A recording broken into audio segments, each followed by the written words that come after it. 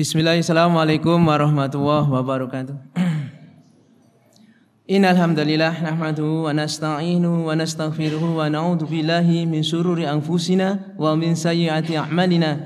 May yahdihillahu fala mudilla lahu wa may yudlil fala hadiya lahu.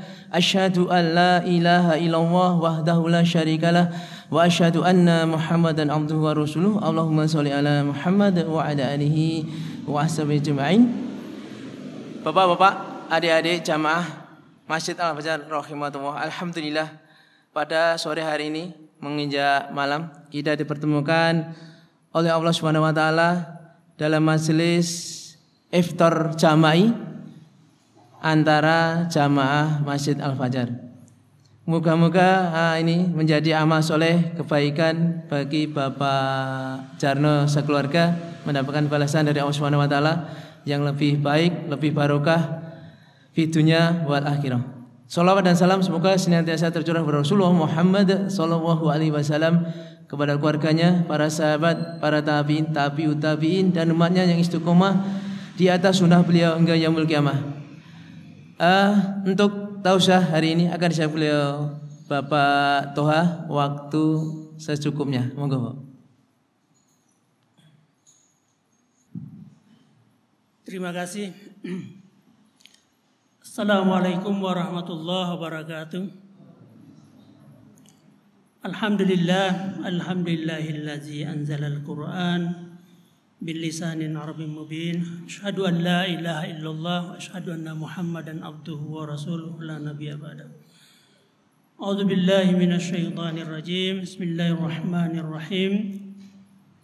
Ya ayyuhalladzina amanu taqullaha haqqa tuqatih wa la tamutunna illa wa antum muslimun.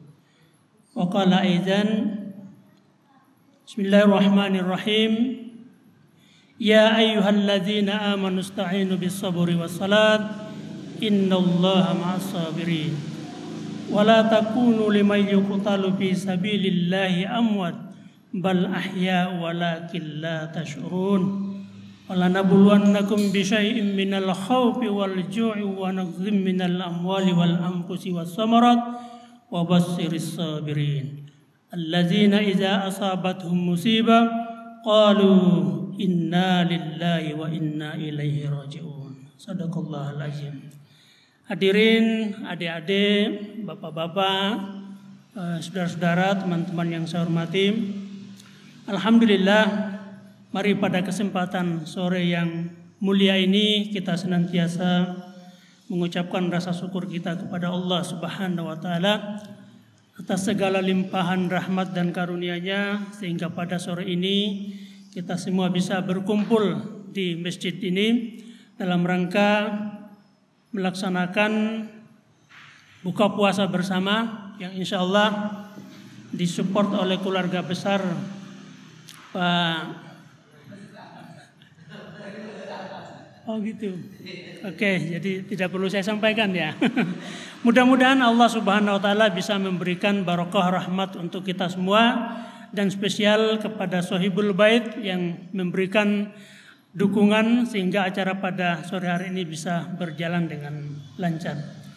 Bapak Ibu rahimakumullah, kalau kita melihat puasa Ramadan di tahun ini memang sangat jauh berbeda dengan Ramadan tahun yang lalu. Kalau tahun yang lalu semua aktivitas qiyamul lail atau salat tarawih, salat-salat yang lain itu dilakukan oleh semua masjid, tidak terkecuali. Kenapa? Karena situasi dalam kondisi aman. Tapi tahun ini spesial. Allah memberikan spesial solat kepada orang-orang yang betul-betul masih percaya dan yakin kepada Allah Subhanahu wa taala. Walaupun situasi gawat pun mereka tetap menjalankan siyam Ramadan, mereka tetap menjalankan salat lail atau salat tarawih. Nah, Bapak Ibu rahimakumullah, kondisi ini kalau kita coba kembali mengaitkan kepada Al-Qur'an, maka di dalam Al-Quran surah Al-Baqarah ayat 155 yang tadi sudah saya bacakan tadi, Saya ulangi lagi, ayat ini Allah memberikan peringatan kepada kita. Jadi ada beberapa cobaan yang Allah berikan cobaan kepada kita selaku orang yang beriman, merasa yakin kepada Allah, dan orang yang mungkin tidak pernah beriman kepada Allah. Tapi Allah menguji kita semua, terutama orang-orang yang beriman. Dalam Al-Quran surah Al-Baqarah ayat 155 Allah berfirman, Bismillahirrahmanirrahim, walanabluwannakum bisyai'im minal khawf. Kata Allah, sesungguhnya kami Allah akan menguji kalian semua, apakah yang kau beriman, apakah kau ingkar, apakah kamu tidak pernah beriman, Allah akan pasti menguji kami. Dengan apa? Minal khawf, dengan rasa ketakutan. Ini yang pertama. Nah, Bapak Ibu rahimakumullah, kalau kita lihat kondisi sekarang, kita coba memetakan Al-Quran ini, kemudian kita kaitkan dengan situasi sekarang. Inilah yang Allah mengatakan minal khawf, ketakutan kepada semua umat manusia tanpa kecuali. Kejadian yang namanya virus COVID-19 ini membuat semua lumpuh secara akal sehat dan nurani. Siapa yang tidak melihat? Coba kita lihat. Mestinya dengan ketakutan seperti ini kita lebih dekat dengan Allah Subhanahu wa taala. Iya kan? Mestinya seperti itu. Tapi banyak orang-orang yang ternyata merasa ketakutan ini hampir mengglobal. Semua orang merasa ketakutan. Takut karena apa? Takut karena mati sebenarnya. Ternyata takut sama mati. Semua orang berebutan. Saya bicara al-khawf dulu, belum yang lain. Semua orang takut mengalami kematian. Nah, dulu beberapa tahun yang lalu ketika saya baca sebuah berita tentang menghadapi kematian, al-khawf, rasa takut ini. Dan banyak rasa takut yang dialami oleh orang-orang kaya itu ternyata karena dua faktor. Satu, dia takut karena kematiannya, karena dia tidak siap untuk menghadapi kematian itu, mungkin karena amal jariahnya yang belum siap. Yang kedua, karena hartanya. Ini kaitan dengan masalah al-khawf, dan semua orang mengalami itu. Bapak Ibu rahimakumullah, ada satu peristiwa yang cukup menarik, ya. Saya bicara untuk khusus skup Indonesia saja. Seorang, selain pengusaha, dia seorang advokat, ya, atau pengacara yang sangat sukses. Mungkin Bapak-bapak sudah pernah mendengar pengacara yang sangat sukses. Hartanya itu ditaksir sekitar 5,4 triliun. 5,4 triliun. Seorang pengacara kondang itu memiliki harta. Punya mobil, ada puluhan mobil. Tinggal mau pakai apa aja ada. Terutama mobil yang kelas mahal di atas 2 miliar. Bahkan sampai paling tinggi Lamborghini itu yang di angka 11 miliar. Dia punya. Satu. Yang kedua, setiap dia menangani perkara itu dibayar minimal 1 M untuk satu kasus. Apa yang terjadi Bapak Ibu rahimakumullah? Pada saat COVID-19 ini mulai mengglobal, orang ini tanpa sadar dia membagi sembako. Begitu bagi sembako kepada masyarakat kecil, ada yang sebagian megang mobilnya, ada yang sebagian jabat tangan dengannya.